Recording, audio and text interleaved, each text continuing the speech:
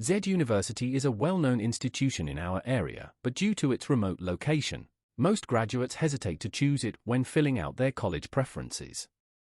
The university is situated on a graveyard and is far from the city, resulting in a limited number of students choosing to attend. With only 2 or 3 bus trips per day, missing the schedule could be troublesome. The desolate scene truly validates the saying, a place where even birds don't poop. I am an ordinary high school student who recently graduated this year. My performance in the college entrance exam was significantly below par, coupled with average academic achievements, leading to my failure to secure a spot even in the least competitive universities.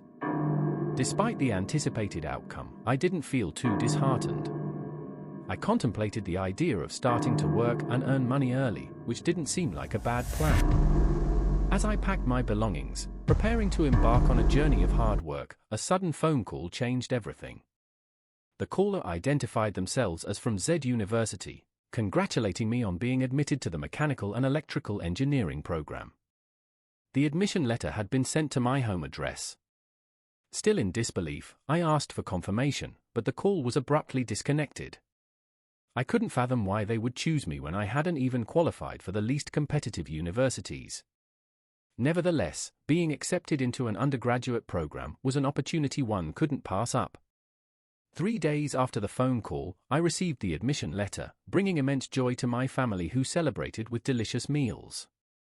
On the reporting day, I had gained some weight, and upon arriving at Z University, the grand entrance exuded an upscale atmosphere. Despite the scorching sun, an inexplicable chill crept into my body, making me shiver. As I proceeded forward, I didn't notice a dark figure near the window on an upper floor, watching my departure with a sinister smile. After completing the necessary procedures, it was time for dormitory allocation. I was assigned to the 3rd floor. Just as I confidently moved ahead, I felt a sudden chill behind me. A middle-aged man appeared, informing me that we would be sharing a room. Puzzled by the contradiction to what the teacher had said about single occupancy, I brushed it off, thinking it might be due to a shortage of dormitory space. Entering the room, I found my roommate already settled, staring motionlessly at the computer. Despite my greeting, he didn't acknowledge my presence, as if I didn't exist. Sensing an awkward atmosphere, I decided to focus on unpacking my belongings. However, when I turned around, my roommate's eyes were fixed on me with an unnatural angle of his neck, muttering something incomprehensible. At midnight, after a day of exhaustion, I laid down on the bed and drifted into a deep sleep. In my dream, I felt a heavy presence pressing on me, making it difficult to breathe. The entity was icy and damp, like a melting block of gigantic ice compressing me. Overcoming fear, I recalled my grandfather's words about the similarity between human and ghost auras. Realizing that the bed I slept on might have been unoccupied for a long time, possibly claimed by a ghost, I understood the situation.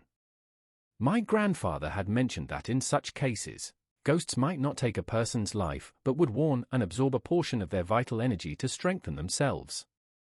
To counteract this, I bit my tongue, letting warm blood fill my mouth. The pain spread through my body, and the oppressive weight lessened, allowing me to breathe again. Hesitant to open my eyes, fearing the sight of the ghost would haunt me forever, I eventually mustered the courage. To my relief, there was nothing around. However, as my gaze shifted to my roommate's bed, I saw him standing expressionless on top of it, a faint black mist surrounding his face. Startled, I asked why he wasn't asleep yet. Strangely, he replied that he couldn't sleep and wanted to check on me. His voice turned gentle, but it reached my ears as if he were whispering, accompanied by a chilling breeze. Realizing that something was seriously wrong, and that my roommate might not be human, I buried my head in the blanket, telling him to go to sleep as I was tired. After a while, in a half-asleep state, I heard someone repeatedly calling my name from outside the door. The voice was not loud, but became louder after my response. Strangely, it shifted to my ear. Terrified, I clung to the blanket. Suddenly, a powerful force pulled the blanket away, and a foul-smelling, white-clad entity pressed on me. Similar to the ghostly experience before, it blew a cold breath on my neck, causing me to shiver uncontrollably. The next day, news of my sudden death spread widely, but the school staff and students seemed unsurprised. The dormitory, where I had stayed, had witnessed 5 deaths, despite being locked. Somehow, individuals found a way to enter this uninhabited dormitory, meeting a tragic fate.